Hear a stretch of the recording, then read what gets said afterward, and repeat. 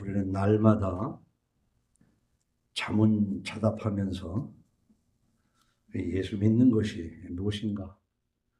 안 믿고도 잘 살아가는 사람이 있는데 우리는 굳이 예수를 믿어야만 하고 또 무엇 때문에 믿는가 하는 것을 평생을 통해서 정립을 해가야 됩니다. 그래서 우리가 예수 믿는다 할 때 예수가 누구냐 하는 것만 가지고도 우리는 한참 복잡하게 성서를 통해서 정리를 해야 됩니다. 그래서 단순하게 예수 믿는 사람은 어떻게 살아야 되는가 하는 것을 매주일 단편적으로 한번 돌이켜봅니다마는 그것이 마치 이 자리에서 여러 번 설명한 것처럼 우리가 숲속에 들어가서 나무는 보되 숲을 보지 못하는 어리석음, 그것은 또 다른 말로 표현하면은 눈이 보이지 않는 사람이 코끼리를 더듬어서 만진 부분을 코끼리라고 착각하는 그 소경 코끼리 더듬기라는 말이 있단 말입니다. 그래서 숲속에 들어가서 개울과 그 계곡에 흐르는 물과 널찍한 바위, 작은 자갈, 옆에 서 있는 풀들, 나무 이런 걸 봐가면서 이 숲 전체는 안 보입니다. 그렇기 때문에 예수 믿는다는 것을 언젠가 누군가가 예수 믿으시오, 예수 믿고 복 받으시오 이 한마디에 그때 나에게 머릿속에 보여. 그 쓸데없는 거 믿긴 뭘 믿어 할 수도 있고 때로는 예수 믿으면 복 받는다니까 부자 되는 모양이구나. 사람마다 다 다르게 예수를 접근해 왔어요. 그리고 이제 교회를 다니면서 설교를 통해서 아니면 같이 예수 믿는다는 사람들과 생활을 하면서 배워간 것이 과연 내가 제대로 예수를 믿는가, 예수 믿는 것이 무엇인가를 늘 물어봐야지 그걸 확인도 안 하고 그냥 옛날에는 괴중시계가 밑에 추가 있어서 왔다 갔다 하는 추가 있잖아요. 그것을 시계 불알이라고 그래요. 그 시계 불알 왔다 갔다 하는 것처럼만 의미 없이 예배당을 다니다가 뭘 하겠는가. 그래서 우리는 예수가 누군가라는 것을 확실히 알기 위해서 성경을 읽고 또 읽고 읽고 또 읽어야 할 뿐만 아니라 그것을 종합해서 그냥 한마디로 예수 믿는다. 그러면 그 믿는 사람은 어떤 부분으로 살아가야 되는가 하는 그 일부분. 다시 말하면 한 사람을 놓고 따질 때 손톱 아니면 코 일부를 얘기해 가는 것을 모자이크처럼 아니 뭐 퍼즐을 맞추는 것처럼 쭉 해서 전체를 알아야 되는데 그것을 전체를 알아야 되겠다는 마음을 가지고 살지 않으면은 죽는 날까지 예수를 믿어도 교회를 다녀도 결국은 그 그림을 그리지 못하고 이 세상을 떠날 수밖에 없는 거예요. 그래서 인생의 목적이 무엇이냐라고 묻는다면 이거 누가 다른 사람한테 물을 것도 없어요. 스스로에게 한번 물어보세요. 나의 인생의 목적은 무엇인가? 왜 자본주의 속에서 한 푼이라도 더 버는 것. 그 이후에 또 여러 가지 얘기를 더 뭐 하는 것이 있겠죠. 그러나 인생의 목적은 하나님을 아는 것이 목적이어야 돼. 하나님을 아는 것. 왜 사람들은 그래요? 나도 알 만큼 알아.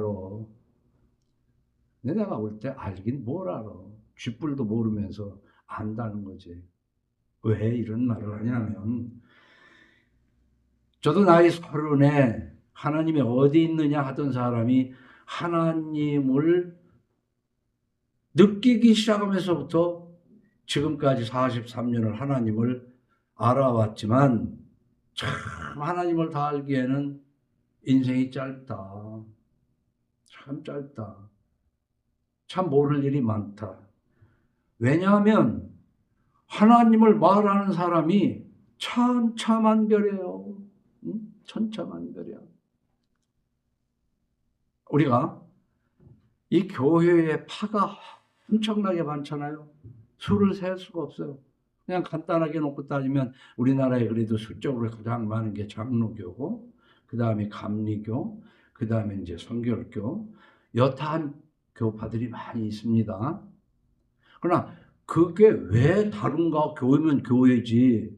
근데 성경을 보는 시각에 따라서 그 옛날 1000년 전, 1500년 전 그 성경에 대해서 이렇다라고 책을 쓴 사람들, 예를 들면 354년에 출생을 해가지고 아주 어려서부터 허랑방탕하게 살다가 하나님을 만나고 난 다음에 하나님에 대해서 깊이 연구해서 책을 써놓은 걸 보면 저 서재에도 있지만은 그 책을 그 옛날에 어떻게 이걸 다 썼을까 생각해 보면은 참 대단해요.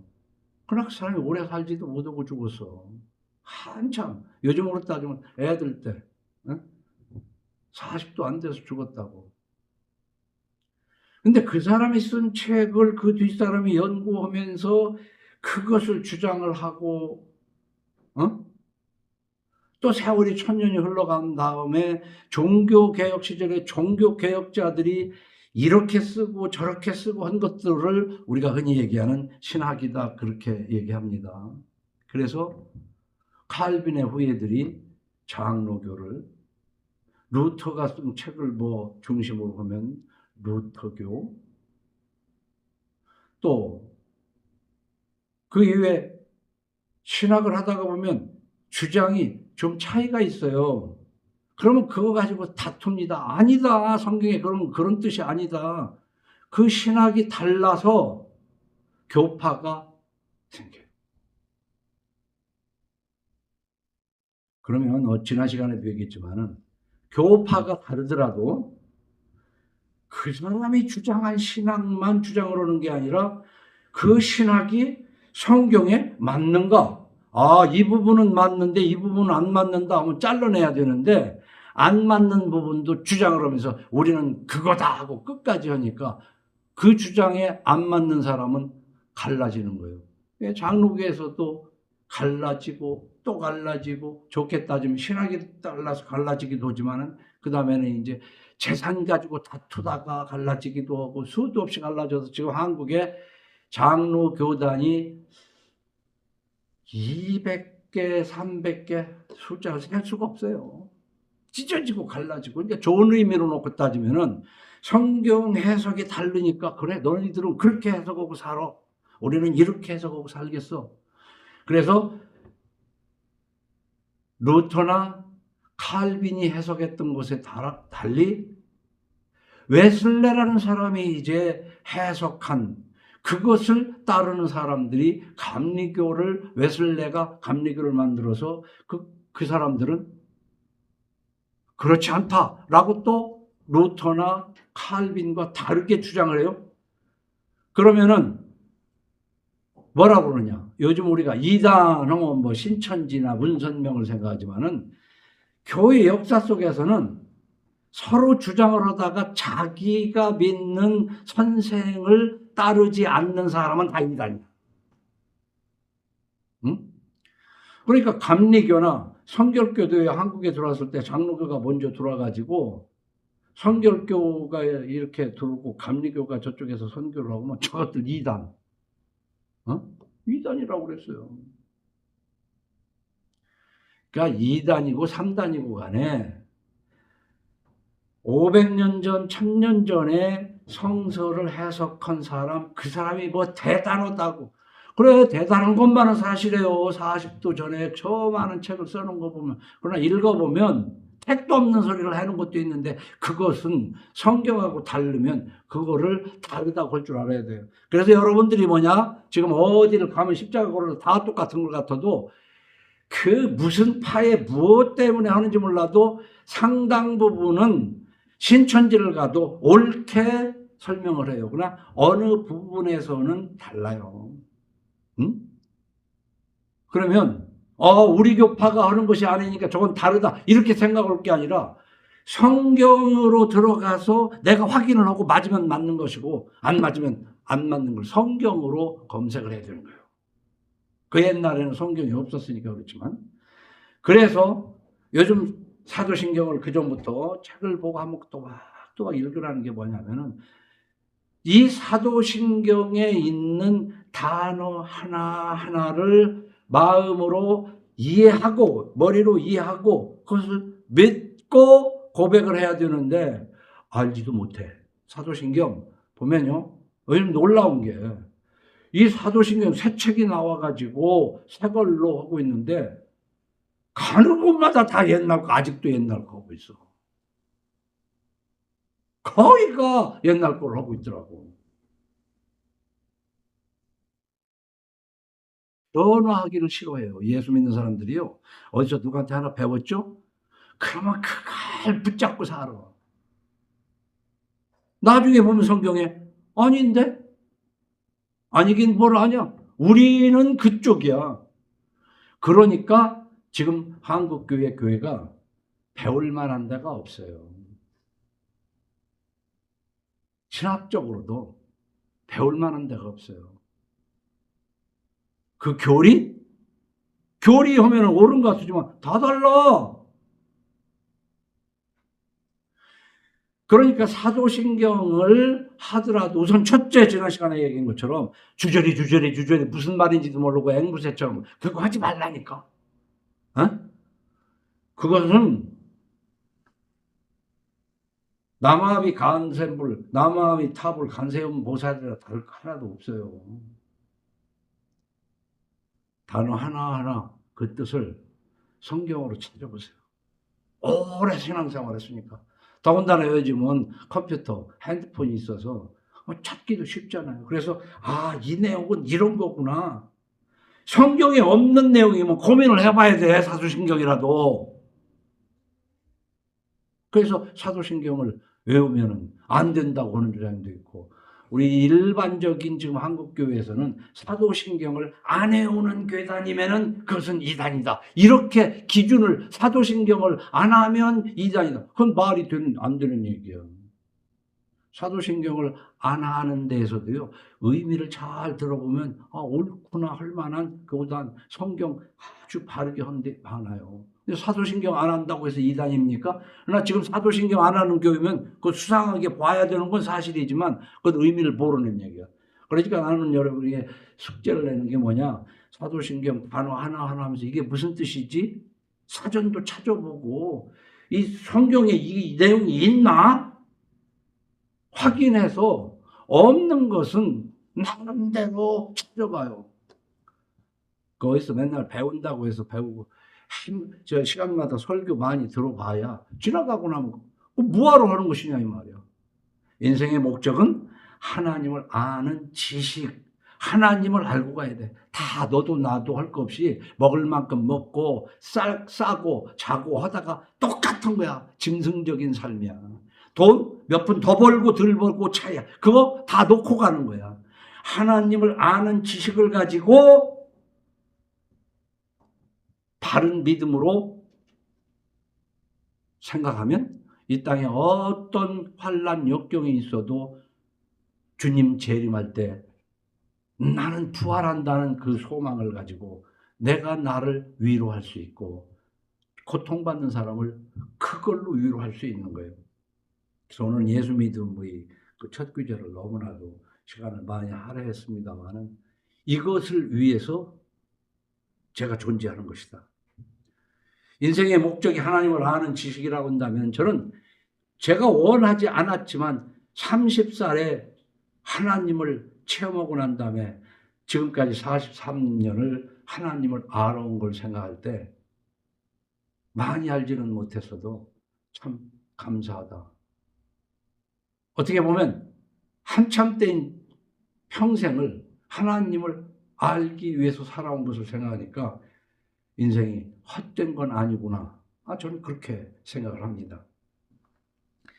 그래서 예수가 무엇인가를 성경을 통해서 예수가 누구인가를 성경을 통해서 나름대로 확실하게 다 정리를 하고 그 예수를 믿을 뿐만 아니라 흔히 얘기하는 대로 예수 믿는다고는 하지만 그 사람이 무슨 하나님은 하나님이야. 하나님이 아니라고 하는 사람도 있어요. 그런가 하면 거꾸로 그 사람이 하나님이 인간이 됐다고 그러는데 인간은 무슨 인간이야. 하나님의 영은 우리와 같은 육신이 될 수 없으니까 그냥 가현설. 우리가 그냥 허상을 보는 것처럼 어떤 헛개비로 그냥 예수로 이 세상에서 경 것이지 그게 육체가 아니다라고 하는 사람도 있고 같은 예수를 얘기하는데도 천차만별해요. 그럼 성경에 뭐라고 얘기하는가를 성경으로 확인하고 믿으라 그 말이에요. 그 믿음이 있을 때 구원이 있고 구원이 곧 거듭나는 것이고 한자로 신생이라고도 하고 중생이라고도 하고 영원히 사는 영생을 얻기도 하고 재림할 때 주님 다시 오실 때 부활할 수 있는 줄로 믿으시기 바랍니다.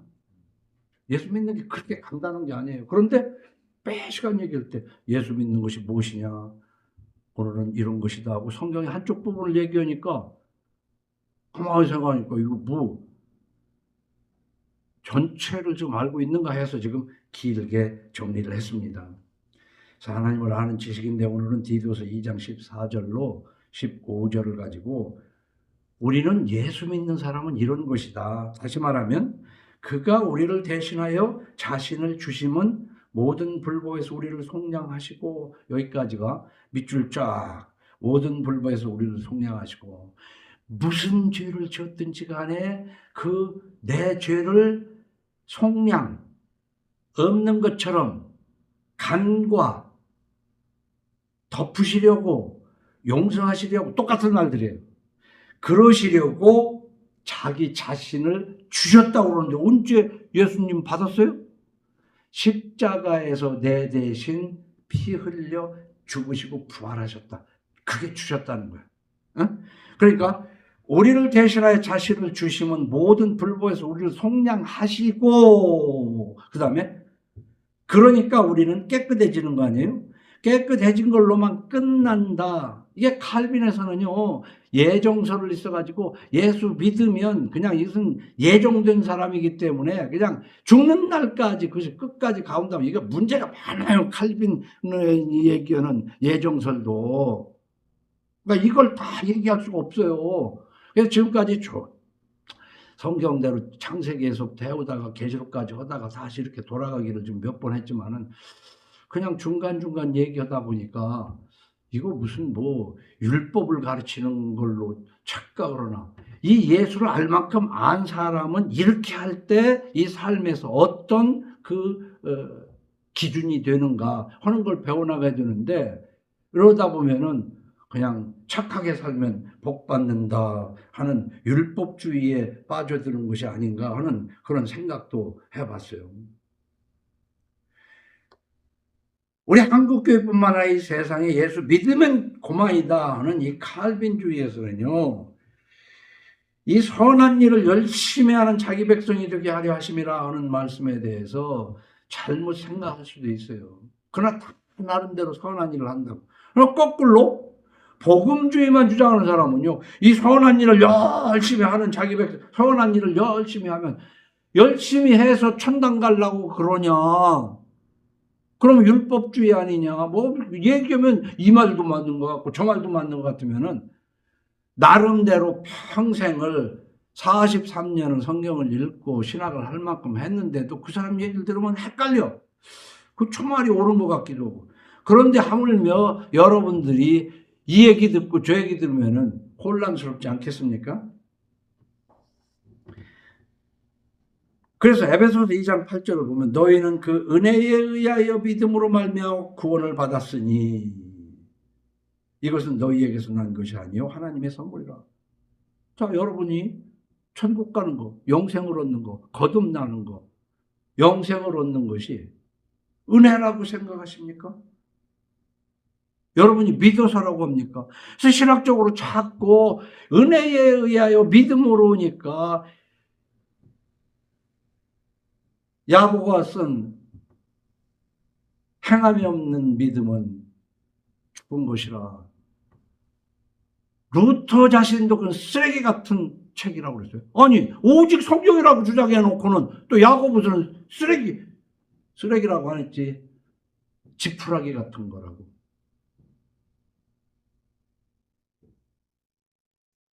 그러니까 그 사람이 이런 신학을 주장했다고 하면서도 어떤 부분은 빼고 얘기하고 그럴듯한 것만 얘기하니까 루터만 옳은 것 같고 칼뱅만 옳은 것 같고 뭐 웨슬리만 옳은 것 같은데 그걸 다 나름대로 공부하고 성경으로 맞춰서 이 사람은 이걸 옳게 했지만 이 부분은 틀렸구나 이렇게 해야 되는데 파가 우리는 감리교, 우리는 성결교, 우리는 뭐 장로교 무슨 파 그럼 다른 얘기는 안 듣겠다는 얘기라고.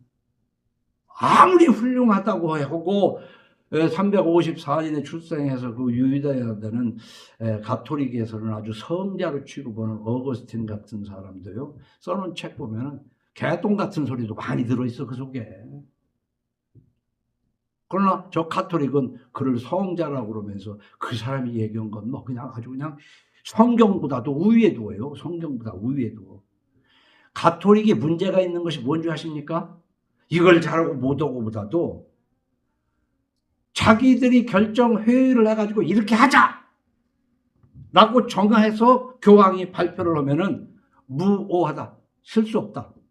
그것이 성경하고 달라도 그것은 옳다. 그럼 그게 무슨 예수 믿는 거예요?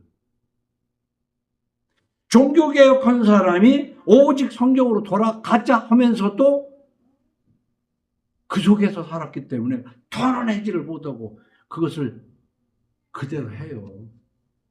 교회가 한 거, 성경에 없는 것들을 계속 한다고. 그런데 종교개혁 500년이 됐는데 지난 시간도 부활주의라 얘기했지만은 우리 어려서 하도는 구경도 못했던 짓을 이 경제 발전과 교회 부흥하는 동안에 한국 개신교가 또 시작한 것들이 성탄절, 부활절 이게 지나치게 행사를 많이 해요. 그냥 마음으로 그런 것이 있다 성경 속에서 있다 하면 되는데 성경에서 하라는 것도 제대로 못하고 하지 말라는 것은 해가면서 그 성경에 있지도 않는 걸 가지고 하기 때문에 저는 새롭게 그래서 종교를 개혁할 만한 저는 능력도 없고 하는 얘기가 뭐냐 교회는 교회가 아니다 그런 얘기예요. 교회보다도 중요한 게 어디 있어요. 그렇기 때문에 여러분은 교회를 가정에서 세워가라 이 말이에요.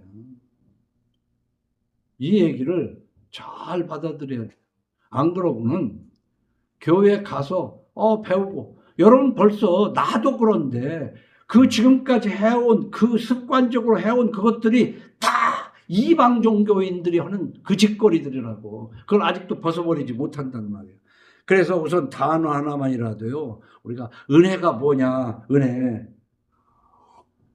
예수 믿고 복 받아라 하면 그 의미가 퇴색됐다는 얘기를 저는 30년 전부터 이 자리에서 했어요.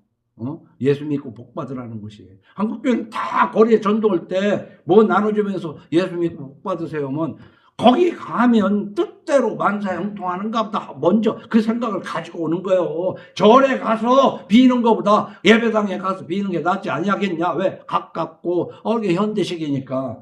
그것도 좀 큰 데 가서 여기에 빠져 있어. 그 은혜가 뭐냔 말이야. 그러면 예수 믿는 것이 복 받는 거예요. 은혜가. 사람들 그러잖아요. 어서 막 그냥 은혜 받았다고. 감성팔이를 하고 있어. 감성팔이. 아유, 뭐 돈풀이나 벌면 하나님의 은혜죠. 아니 돈 지가 벌었잖아. 물론 하나님의 섭리로 이룰 수 있지만 은혜는 말이에요. 우리 은혜팔이 하지 마라. 은혜는 나하고는 전혀 관계없는데 주어진 것이 은혜예요. 응? 그럼 은혜 중에 은혜가 뭐겠어요? 만물에 존재하게 된 태초에 하나님이 천지를 창조하시니라. 이 하나님의 창조보다 더 큰 은혜가 어디 있어? 하나님이 창조하셨기 때문에 세월이 가서 내가 온 거 아니야. 왜 부모님의 은혜를 얘기해? 내가 부모님한테 뭐 했어? 나 태어나라고 내가 한 일이 있어? 없잖아. 부모 은혜야.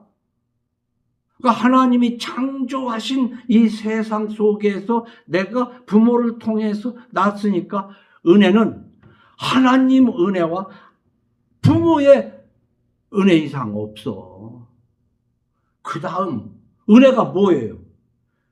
이 세상 전부 아담과 하와의 후예로 지옥으로 갈 건데 예수 믿으면 하나님이 영생을 주신다며 거듭난다며. 그래서 예수 믿는 게 은혜라고 그러는데 내가 믿었으면 은혜가 아니지. 그게 은혜가 아니고 하나님이 이 세상에 성령으로 잉태해서 목수 요셉의 아들로 오셔서 내 죄를 십자가에 대신해서 죽으시는 것이 나하고 뭔 관계 있어? 내가 뭐 보태준 거 있어? 이 하나님이 인간으로 오셔서 십자가에 죽으신 그걸 믿고 안 믿고를 떠나서 모든 인류에게 그게 은혜야. 그게 은혜. 우리는 은혜부터 정리를 해야 돼요. 그래서 저는 히브리서 9장 27절에 보면 한 번 죽는 것은 사람에게 정해진 것이요. 이 정해진 것이 뭐예요? 하나님이 정한 거예요. 그 외에는 심판이 있으니 그랬단 말이에요. 그 심판이 있는데 심판에서 벗어나게 할 내 믿음이 은혜라고 할 수도 있지만 이 믿음이 은혜인지 은혜가 아닌지. 어떤 사람은 믿음이 은혜라고도 해. 아니 만세 전부터 정해진 거래. 그게 칼빈이 주장하는 거야. 근데 웨슬레는 아니다. 하나님이 정하기도 했지만 내가 거기에 내가 인정하는 게 있어야 된다.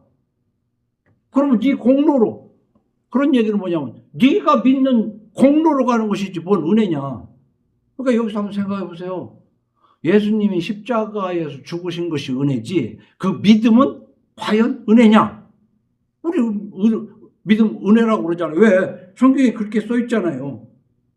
너희는 그 은혜에 의하여 믿음으로 말미암아 구원을 받았으니 이러니까 그냥 은혜라고도 하네. 그러면 믿음으로 받았으면 구원이 은혜가 아니잖아요. 내가 믿은 공로가 있잖아요. 어떻게? 이게. 그럼 여기서 생각해봐요. 그 은혜에 의하여 믿음으로 말미암아 구원을 받았으니 할 때 은혜에 의하여 이 믿음이 은혜에 의하여라고 했으니까 그 옛날 십자가에 죽으신 은혜에 의하여 그것을 믿는 것은 내가 믿는 거니까 믿음으로 말미암아 이랬는데 이거 영어 성경에서는요 through faith예요. 믿음을 통하여. 그러니까 믿는 것은 내 의지일 수도 있어요. 믿음을 통해서. 은혜는 여기에서 은혜를 믿음을 은혜라고 해석해요. 지금 우리 모두가 다 내가 믿게 된 건. 이걸 좀 더 나가게 되면 성령을 받아서 믿어진 믿음으로 그러지 내가 믿는 믿음 가지고는 못 받는다고 그러는데 그거 한번 따져봐야 돼. 내가 믿는 믿음은 아닌가? 저도 그런 생각을 했어요. 믿어줘야 돼. 왜? 30살에 믿어줬어. 하나님이 계신 게. 하나님에 의해서. 그러면 예수 믿으세요. 믿었습니까? 믿습니까? 그럼 믿은 거는 성령에 의해서 믿어졌는지 지가 믿었는지 그걸 누가 구분하냐고. 자, 오늘 여기는 거기까지만 하자. 하나 나는 해석할 때 요 근래 엄청 교회사와 신학자들 것을 나름대로 유튜브와 책을 뒤져가면서 나름대로 정리하니까 이 사람의 이 얘기도 맞고 저 사람의 저 얘기도 맞지만 우리는 은혜라는 걸 좀 더 정확하게 나하고는 전혀 관계없는 얘기를 은혜로 봐야 돼. 창조와 십자가의 사건은 온 인류의 은혜야.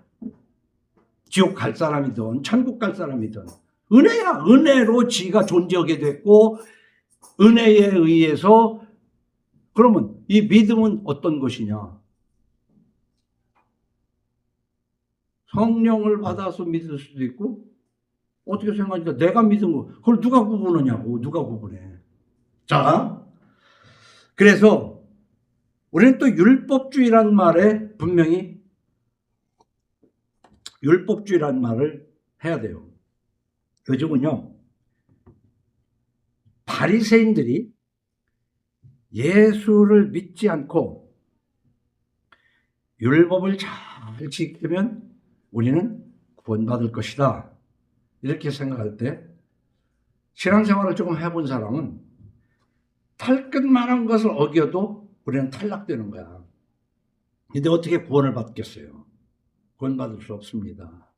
예수님이 날 위해 십자가에 죽으셔서 화목제물이 되고 하나님이 내민 소를 내가 믿음으로 받음으로 구원을 받는 것이지 내가 의로워져 가지고 갈 수 없다. 율법을 다 지켜서. 여기까지는 알잖아요. 그런데 자꾸 여기서 착하게 살아야 복 받는다 하면은 그것은 율법주의라고 또 주장하는 사람이 있어요. 왜? 은혜로 믿음을 구원 받는데 왜 자꾸 율법을 내세우냐 이게. 그러면 율법 지키지 말란 말이냐? 이렇게 얘기하는 사람이 있는데 그 사람 얘기는 내가 그걸 지키지 말라는 것이 아니라 그걸 자꾸 얘기하면 율법주의. 말인지 막걸리인지. 근데 얘기를 하는 의미는 알겠지만 내가 그걸 정리를 해보니까 그렇더라고. 자, 예수를 안 믿고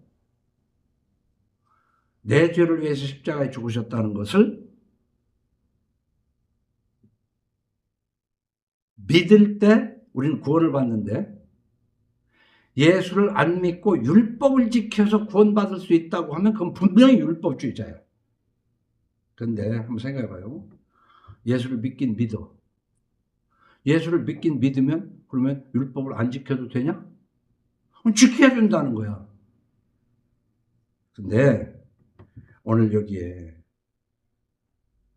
그가 우리를 대신하여 자신을 주심은 모든 불법에서 우리를 속량하시고 우리를 깨끗하게 하사 선한 일을 열심히 하는 자기 백성이 되게 하려 하심이라. 그러니까 예수 믿고 우리는 구원 받았으니까 선한 일을 해야 된다라고 분명히 얘기하고 있잖아요.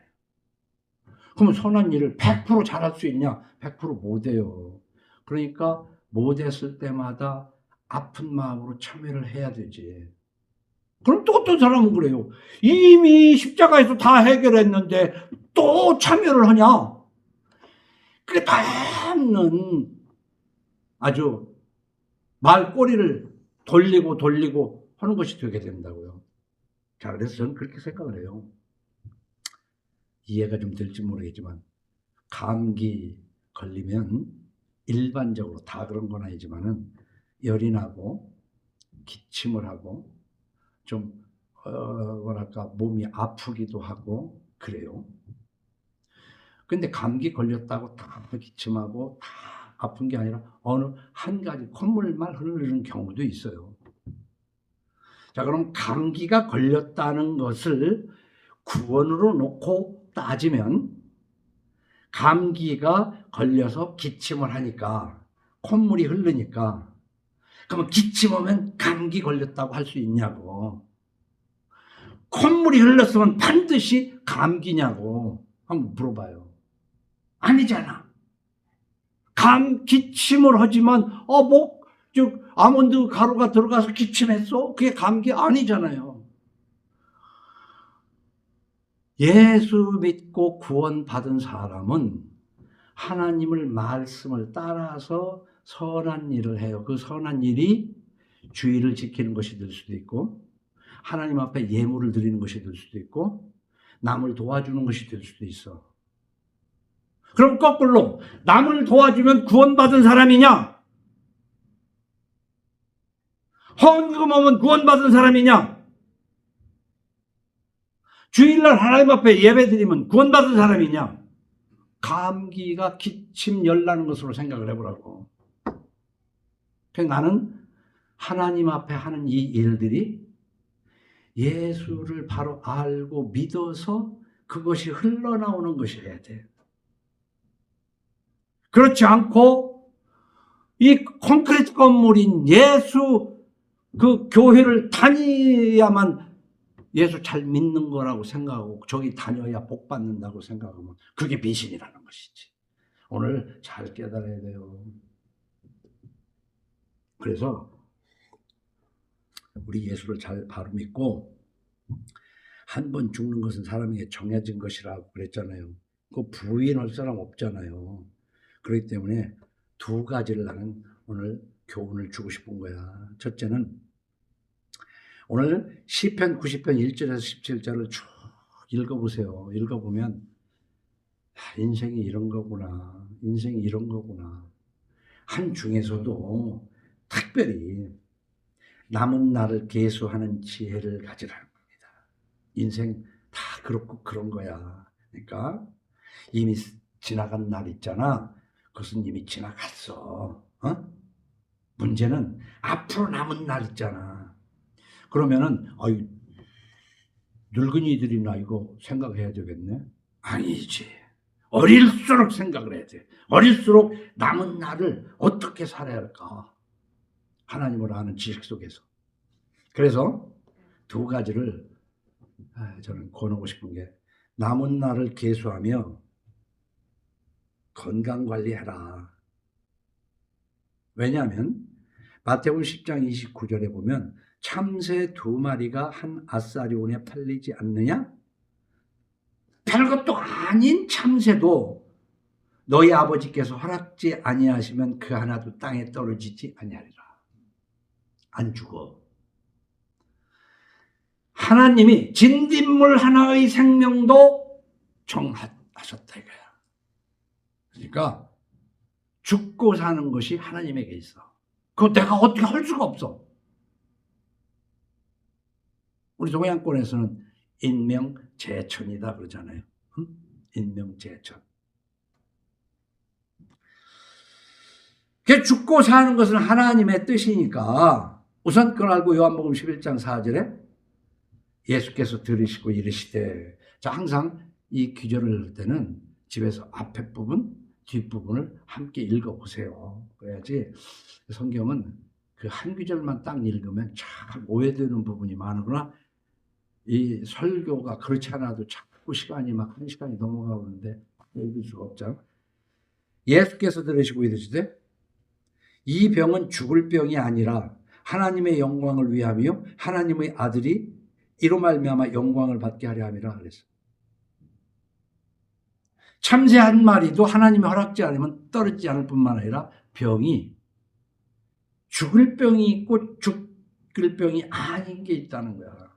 그러면 죽을 병인지 죽을 병이 아닌지. 열왕기하 20장 1절에 보니까 그때 히스기야가 병들어 죽게 되며 아모스의 아들 선지자 이사야가 그에게 나와 그에게 이르되 여호와의 말씀이 너는 집을 정리하라. 집 정리하라는 거예요. 네가 죽고 살지 못하리라 하셨나이다. 이러니까 히스기야가 낯을 벽으로 향하고 여호와께 기도하여 이르되 여호와여 구하오니 내가 진실과 전심으로 주 앞에 행하며 주께서 보시기에 선하게 행한 것을 기억하옵소서 하고 히스기야가 심히 통곡하더라. 저는 여기에서 뭐 병면 기도를 하는 거냐 뭐야 이걸 얘기하는 게 아니라 너 죽을 병이다. 그랬는데 죽을 병인데도 간절히 하나님께 여러 가지 내용이 있겠죠. 그럼 이렇게만 하면 죽을 사람이 다 사냐? 그건 아니야. 응? 죽을 병인데도 기도했더니 살더라 그 말이야. 그런데 고린도후서 12장 7절에 보면 바울이 병이 들었어요. 여러 계시를 받은 것이 지극히 크므로 너무 자만하지 않게 하시려고 내 육체에 가시 곧 사탄의 사자를 주셨으니, 이게 병 들었다 그 말입니다. 이는 나를 쳐서 너무 자만하지 않게 하려 하심이라. 벌써 알았어. 내가 병든 것이 내가 너무 까불지 않게, 교만하지 않게 하시려고 나를 병들게 했구나를 알아요. 그러나 바울은 이것이 내게서 떠나가게 하기 위하여, 그러니까 고쳐주세요 그랬을 거 아닙니까? 내가 한 번만 기도하고 말은 것도 아니야. 2번 기도하고 3번을 간구했어. 그랬더니 하나님이 응답하셨어. 나에게 이르시기를 내가 너에게 준 은혜가 족하다. 그 정도면 족하다. 이는 내 능력이 약한 데서 온전해짐이라 하신지라. 그러므로 도리어 크게 기뻐함으로 나의 여러 약한 것들에 대하여 자랑하리니 이는 그리스도의 능력이 내게 머물게 하려 함이라. 이 바울은 여기서 핵심은 뭐냐면 병들었지만 3번씩이나 기도했는데도 그걸로 족한 줄 알고 그냥 바로 치더라는 거예요.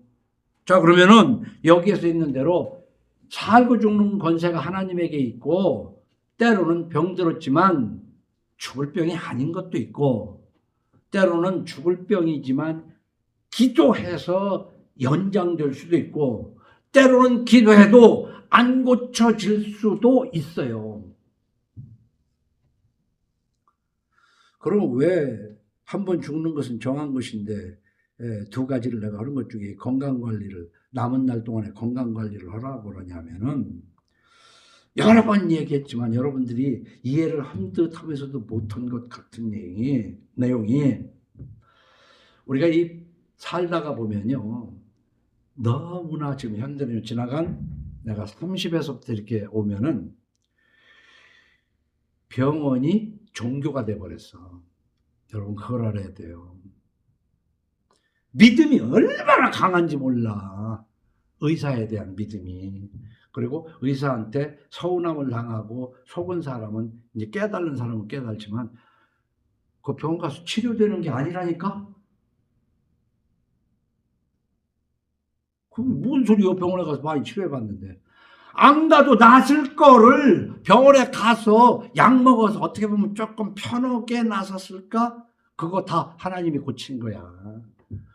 그걸 예수 믿으면서도 못 깨달더라고, 아무리 얘기해도. 자, 그러면 병원에 가서 쓸데없이 치료를 하고 주는 약을 먹다 보니까 그것이 쌓이고 쌓여서 언젠가 이상 증세가 오는 것 때문에 제가 약을 다 끊었다고 이제 얘기를 했잖아요. 뿐만 아니라 맛있는 거, 어디 멋진 레스토랑에 가서 먹는 거 좋지, 그거 한두 번 먹었다고 죽는 거 아니라니까. 그러나 그게 차곡차곡 쌓여가지고 나중에 고치기 힘든 고질병이 돼. 그래서 지금 우리는 뭐 100세 시대, 120세 까불면 안 돼. 인생이 70에 강건하면 80이라고 그랬어. 그럼 특별한 사람이 80 넘기고 90 사는 거야. 7, 80이면 다 죽어. 70 살았으면 권사님들도 많이 사는 줄 알아. 뭘 더 살겠다고. 그런데 이제 한없이 올라갈 것 같고 해서 뭐 120세 운운하는데, 지금 미국에서도 기대수명이 지금 꺾어지고 있어요. 한국도 통계가 지금 기대수명이 떨어져요. 우리 애들이 앞으로 살아갈 때는 한가 못 볼지도 몰라. 왜? 아주 좋은 걸 많이 먹어가지고 몸에 축적이 돼가지고 지금은 즐겁고 좋지. 어? 그런데 음식만 그렇고 병원만 그런 게 아니라 우리 신앙생활이 그래. 저 이교가 돼버린 가톨릭이 성경에 없는 걸 덕지덕지 붙였기 때문에 성경으로 돌아가자고 종교개혁을 했는데 500년 동안에 개신교는 천주교가 옛날에 하던 거 다 주워다가 한다고. 도로 다 주워다가 해. 에? 막 온 세계가 해버려. 온 세계가 예수하고 관계없는 사람이 크리스마스 지키고 부활절 지키고. 부활절은 주일날마다 우리가 부활 기념하는 거예요, 이게. 안 하던 짓을, 우리 어려서 봤을 때 그거 안 하던 짓을 요즘 더 해. 그리고 뭐 통이 큰 사람인 것처럼 그냥 두루두루 연합하자. 연합예배 하면 몽땅 좋은 거지. 중하고 가톨릭하고 어디고 다 같이 하자는 거지. 웃기는 얘기를 그 속에서 여러분이 지금 예수를 배워왔다 얘기야. 그래도 내 설교를 30년을 들은 가족들도 권사님도 있지만은 다 알게 모르게 다 잘못 배우고 있어. 성경으로 돌아가야 돼.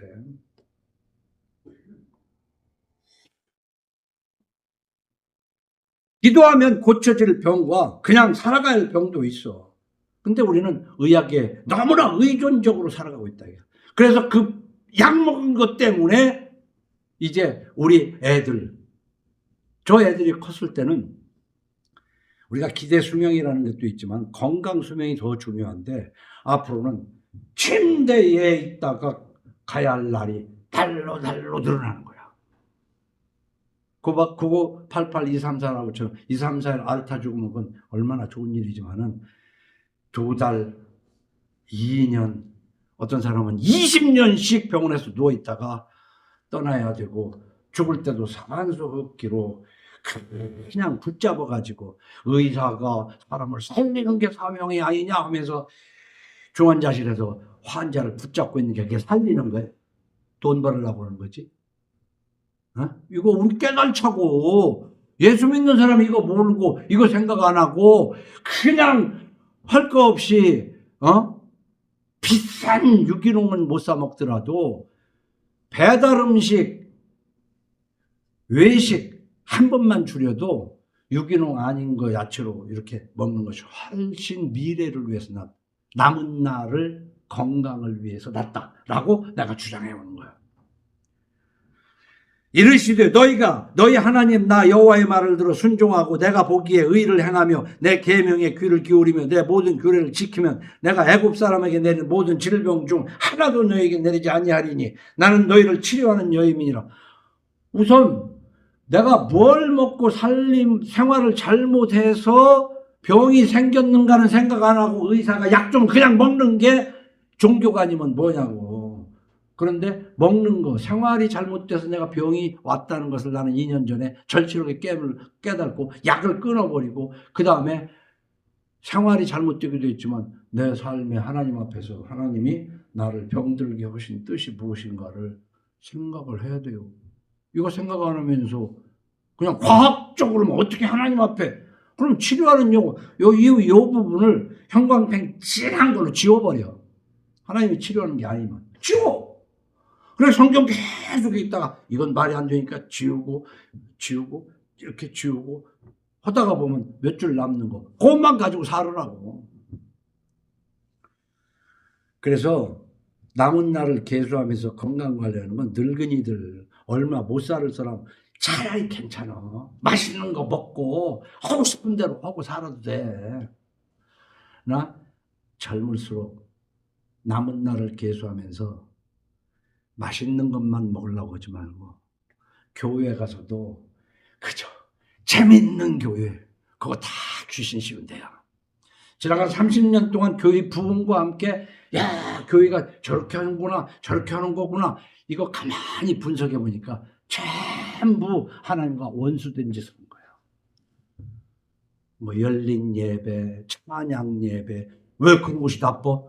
자세히 들여다보면 그거 전부 사탄에게서 온 거야.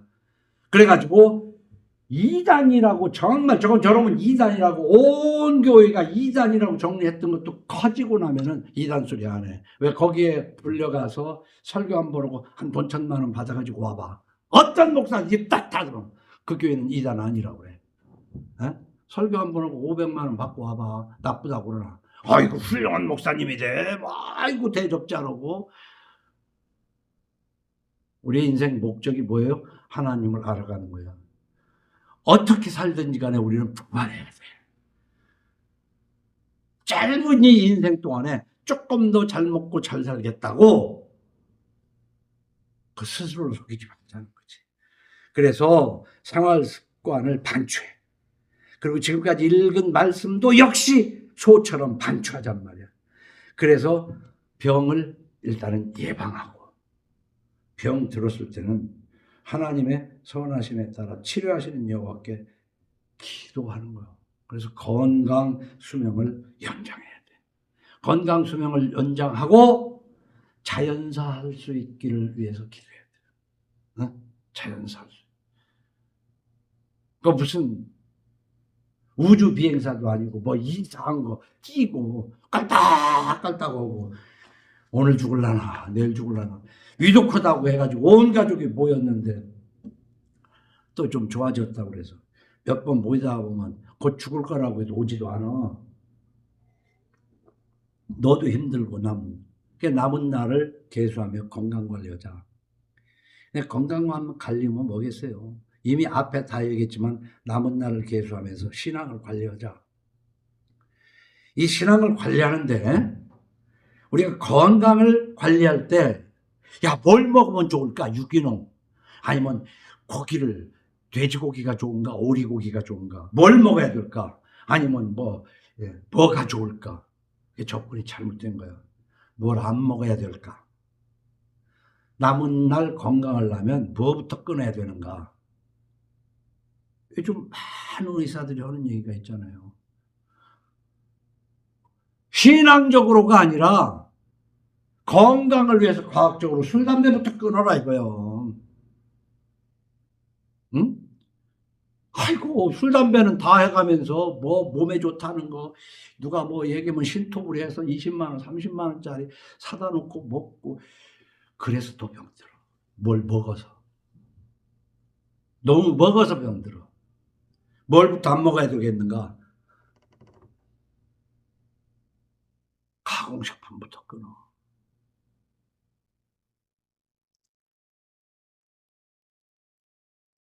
우리가 건강을 위해서 뭘 먹어야 보다 무엇을 안 먹어야 회복되는가를 알아야 되거든요.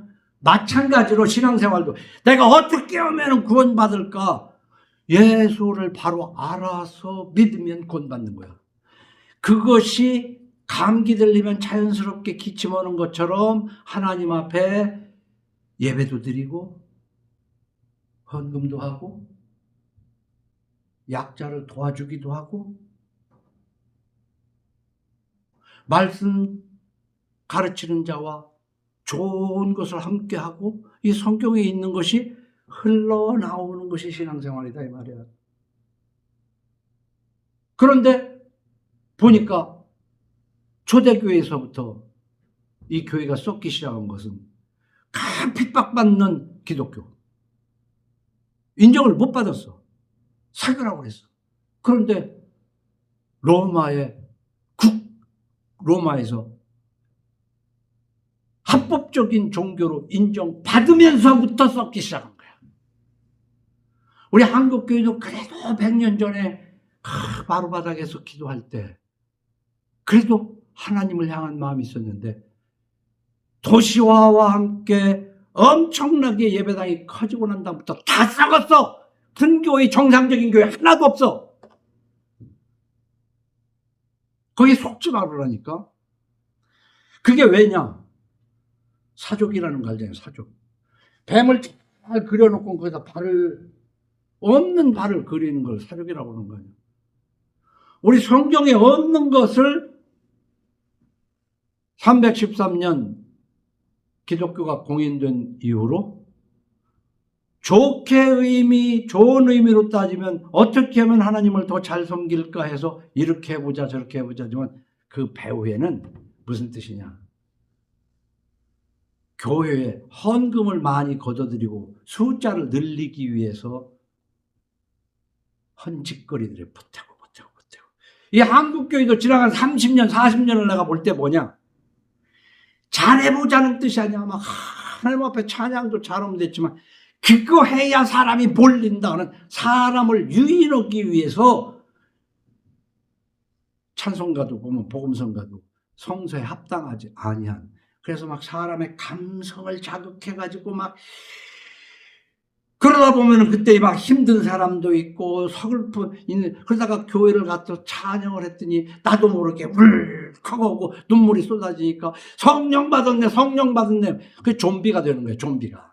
그래서 막 그냥 주여 삼창을 해가면서 지나간 40년을 내가 요 근래 한 2, 3주 동안에 엄청 반출을 해봤어요. 그거 거의가 귀신의 장난이었지 성령의 역사가 아니었다.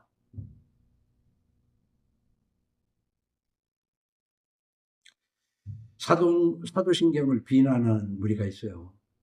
이미 여러 번 얘기했지만 첫째로 주술처럼 하는 것은 아니다. 그 내용 하나하나 의미를 알고 솔직하게 신앙으로 고백해야지. 요즘은 옛날 것도 보고 있어가지고 같이 올라오고, 그 다음에 어떤 사람은 막 뭐 잘난 것처럼 막 전능한 사람, 저도 뭔지 모르겠는데 혀가 오토바이 타고 막 돌아가. 그게 신앙 고백이야? 그게 신앙 고백도 아니야. 그러면 옆에 있는 사람은 아이고 따라하려니까 안 되니까 헷갈리고. 그러나 이 사도신경이 생성된 과정을 놓고 보면 문제점이 있어요. 그러나 그냥 지금 현재 문자적으로 봐서는 크게 문제가 없지만 거룩한 공교회와 성도가 교제하는 것과 하는 이 대목에 대해서는 좀 한번 언젠가는 짚고 넘어가야 돼요. 지금 얘기할 시간은 아닙니다.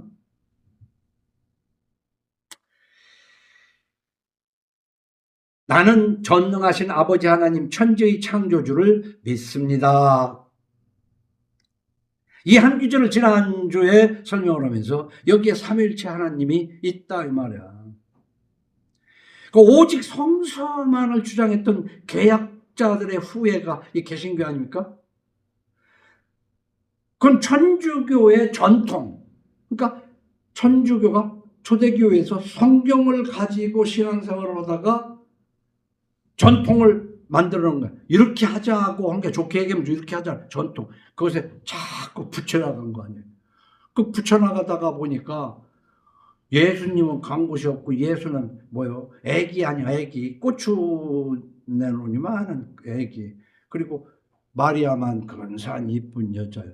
그 마리아로 하고 그 다음에 성자들을 막 이렇게 하고 그들을 위해서 기도하고.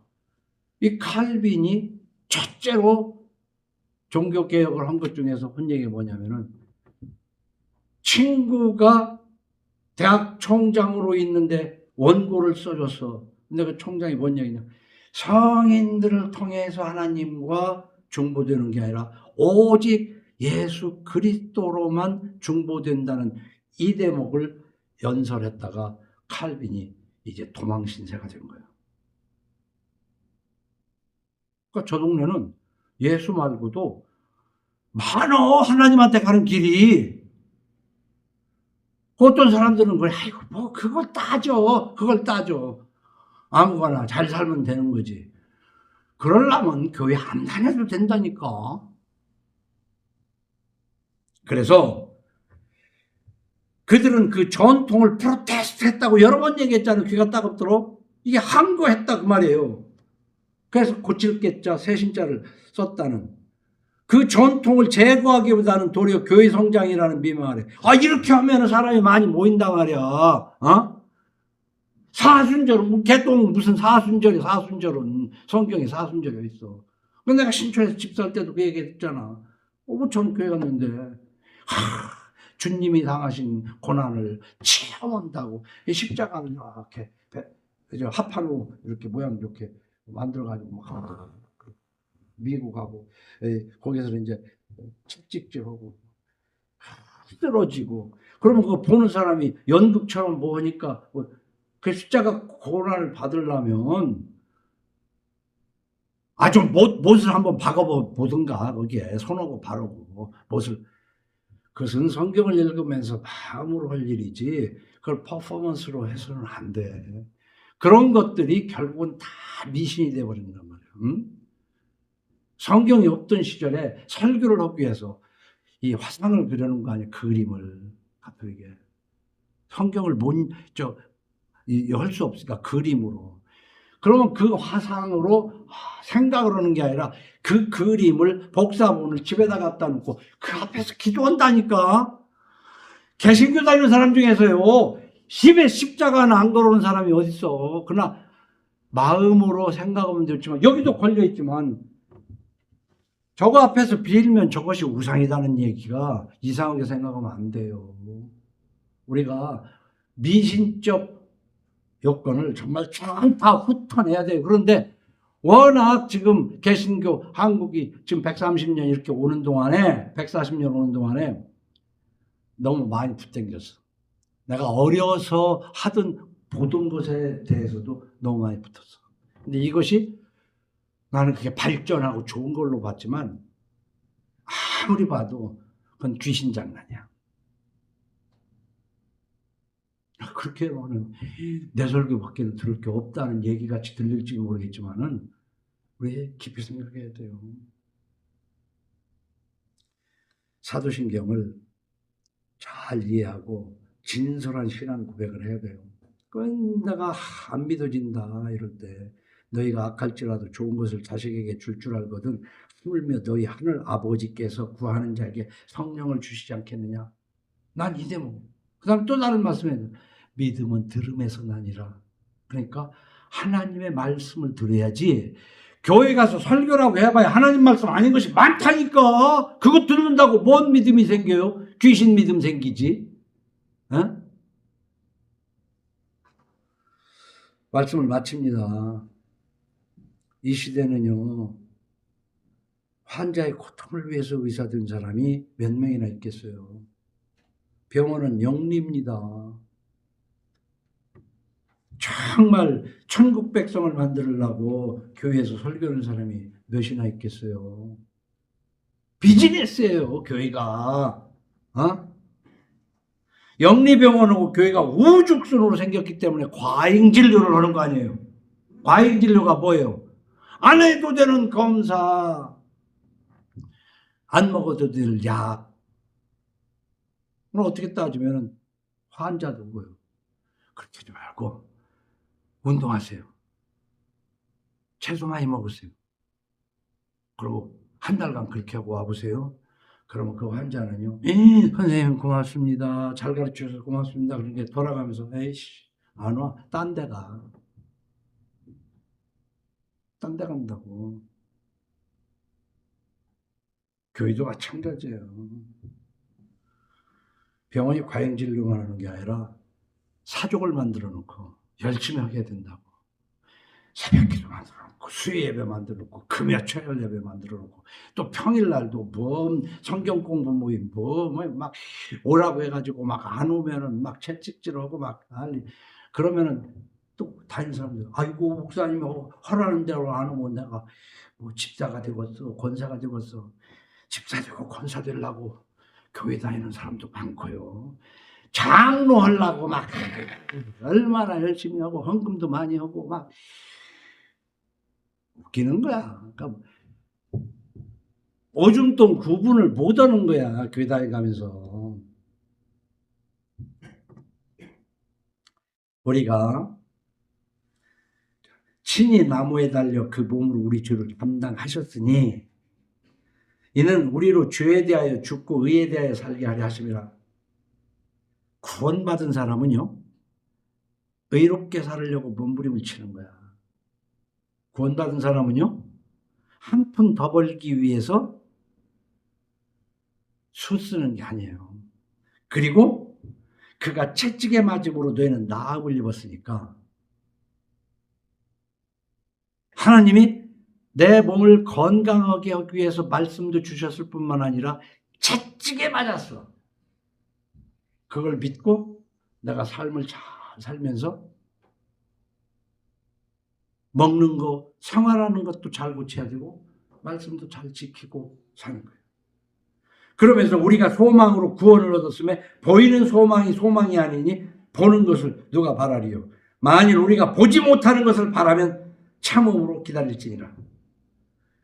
여러분, 무엇을 소망하고 살아요? 그 소망이 보면 다 없어질 거, 별것도 아닌 거, 지나고 보면 별것도 아닐 거. 그 누구말 때나 날 때는 그냥 손을 꽉 쥐고 나오고 죽을 때는 다 펴고 가는 거 아니야. 저 세상에 가서 뭔가를 쥐어보겠다고. 그리고 죽을 때는 손을 쥐고 죽었어도 염쟁이가 손 다 펴서 하얀 장갑 끼워줘. 더 이상 쥐일 것도 없다고. 만일 그리스도 안에서 우리가 바라는 것이 다만 이 세상의 삶뿐이면 모든 사람 가운데 우리가 더욱 불쌍한 자이리라. 참 불쌍한 자가 되는 거예요. 이 세상뿐이면 예수 믿는다고 그러면서 내가 바라는 것이 이 세상뿐이면 뭐야 그거. 나는 이런 사람한테 내 가족이든 뭐든 간에 아예 예수 믿는 것을 거부해버리고 그냥 편하게 살아. 이주 생활을 지 말씀을 이제 정리한다고 하면서 마지막으로 저 세 가지를 권합니다. 구원의 은혜를 감사하는 생활을 하세요. 구원 받았지만 성서를 읽어서 내가 몰랐던 죄를 깨닫고, 셋째는 개신교의 개신, 새롭게 고치는 거야. 아, 그런 삶이 온전한 예배야. 주일날만 지키면 그게 무슨 믿음의 표현이냐. 믿는 사람은 주일을 잘 지키는 것이, 감기 들었으면 기침하는 것처럼 우리 삶이 하나님 뜻에 합당한 삶으로 흘러나오기를 예수의 이름으로 축원합니다.